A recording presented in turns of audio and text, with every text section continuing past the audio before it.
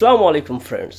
আজকের ভিডিওতে আমি আপনাদের সাথে পাকা চুল গোড়া থেকে কালো করার জন্য খুবই গুরুত্বপূর্ণ 5টি মেডিকেল গবেষণা শেয়ার করব, যেখানে দেখানো হয়েছে কি করে আপনি খুব সহজেই অল্প কিছু মেডিসিন গ্রহণ করার মাধ্যমে আপনার পাকা চুলকে গোড়া থেকে কালো করতে পারেন। যদি এমন হয়ে থাকে আপনার চুল খুব দ্রুত পেকে যাচ্ছে অ্যান্ড দেন আপনি অনেক কিছু চেষ্টা করেও আপনার চুল পাকা থামাতে ব্যর্থ হচ্ছেন বা আপনার চুলকে কালো করতে পারছেন না, তাহলে আজকের ভিডিওটি আপনার জন্য অত্যন্ত গুরুত্বপূর্ণ।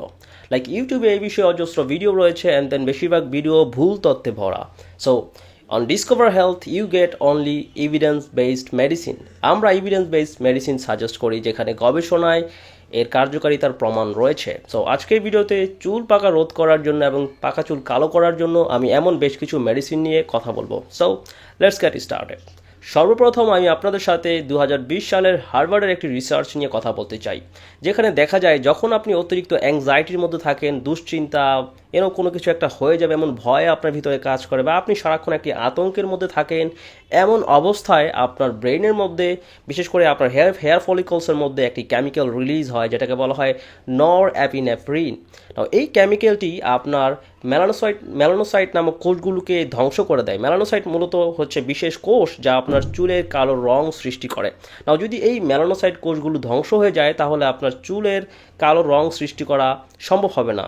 অ্যান্ড দেন এই নরএপিনেফ্রিন কেমিক্যালটি শুধুমাত্র মেলানোসাইট কোষকে ধ্বংস করে না, বরঞ্চ এটি আপনার মেলানোসাইটসের যেই স্টেম সেলগুলো পরবর্তীতে মেলানোসাইটসের রূপ নিবে সেগুলো ধ্বংস করে দেয়। ফলাফলস্বরূপ আপনার চুলগুলো সাদা হয়ে যায় এবং পুনরায় কালো হয় না।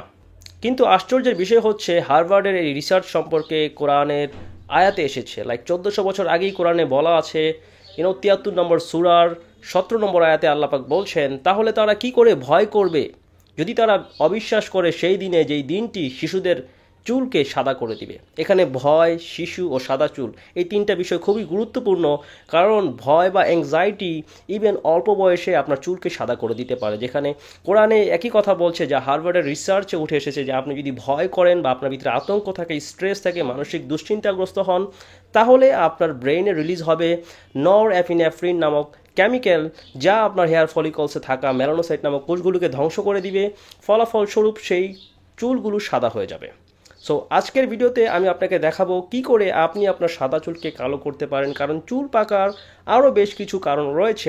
আপনার থাইরয়েডের সমস্যা থেকে চুল পেকে যায়, আপনার শরীরের মধ্যে যদি রক্তশূন্যতা থাকে, বা আপনি অতিরিক্ত বেশি স্লিম হয়ে থাকেন, অনেক বেশি ওজন শরীরে কম থাকে, এবং আরও অনেক নানাবিধ কারণে চুল পেকে যাচ্ছে। সো আজকের ভিডিওতে আমি আপনাকে দেখাচ্ছি কি করে আপনি আপনার পাকা চুলকে পুনরায় গোড়া থেকে কালো করতে পারেন। So let's get started. So dear friends, আপনার পাকা চুলকে গোড়া থেকে কালো করতে ফলো করুন আমার 5 স্টেপ প্রোটোকল। নাম্বার 1, সর্বপ্রথম আমি আপনাকে 2019 সালের একটি গবেষণা শেয়ার করব, যেখানে 60 জন পুরুষকে তারা 2 ভাগে ভাগ করে। এর মধ্যে 30 জন পুরুষ থেকে সম্পূর্ণ সুস্থ, যাদের চুল ছিল কালো, এবং 30 জন পুরুষ যাদের চুল অল্প বয়সে পেকে যাচ্ছিল।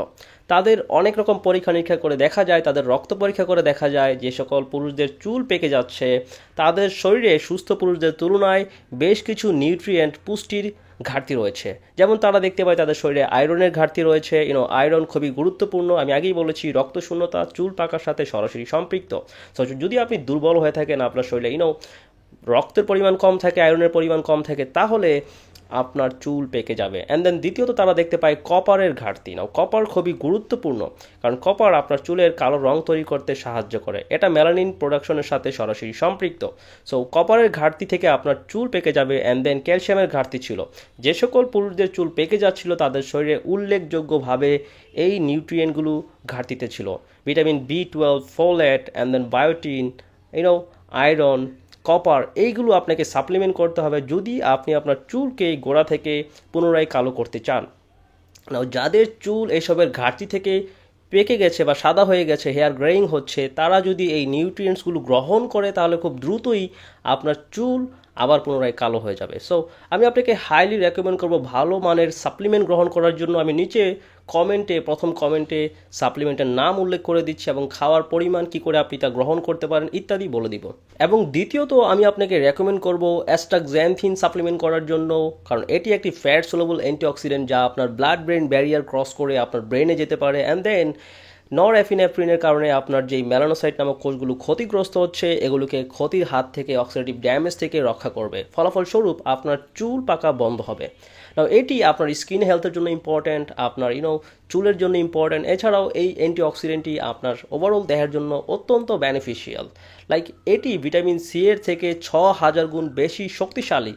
সো এটা আপনার শরীরের মধ্যে অক্সিডেটিভ স্ট্রেস কমিয়ে আপনার ওভারঅল বায়োলজিক্যাল এইজিং প্রসেসকে স্লো ডাউন করে দিবে অ্যান্ড দেন আপনাকে নানা রকম অ্যান্টি এইজিং বেনিফিটস দিবে। সো আমি রেকমেন্ড করবো প্রতিদিন 8 থেকে 10 বা 12 mg পরিমাণ অ্যাস্টাক্সান্থিন খাবারের সাথে গ্রহণ করার জন্য। আপনি যদি নিয়মিত 3 মাস এই সাপ্লিমেন্টটি গ্রহণ করেন, আপনি লক্ষ্য করবেন আপনার চুল পাকা থেমে যাবে অ্যান্ড দেন আর অন্যান্য যে সাপ্লিমেন্টগুলো আমি রেকমেন্ড করছি লাইক কপার, আয়রন ইত্যাদি, এগুলো গ্রহণ করলে আপনার চুল খুব দ্রুত কালো হয়ে যাবে। এবং তৃতীয়ত আমি আপনাকে রেকমেন্ড করব অশ্বগন্ধা সাপ্লিমেন্ট করার জন্য, কারণ এটা একটি অ্যাডাপ্টোজেনিক হার্ব। দ্যাট মিনস এটা আপনার শরীর থেকে কর্টিজল হরমোনকে কমিয়ে আনে। কর্টিজল হরমোন হচ্ছে একটি স্ট্রেস হরমোন। যখন আপনি মানসিক চিন্তা করেন, অতিরিক্ত মানসিক চাপের মধ্যে থাকেন, তখন আপনার অ্যাড্রেনাল গ্ল্যান্ড থেকে কর্টিজল হরমোন তৈরি হয়।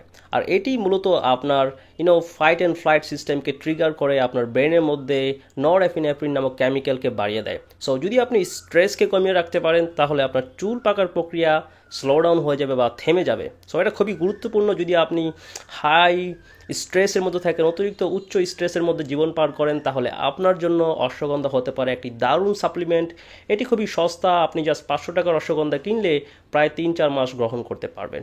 আমি রেকমেন্ড করব প্রতিদিন রাত্রে ঘুমানোর পূর্বে 1 চা চামচ পরিমাণ অশ্বগন্ধা পাউডার পানির সাথে গুলে খাওয়ার জন্য।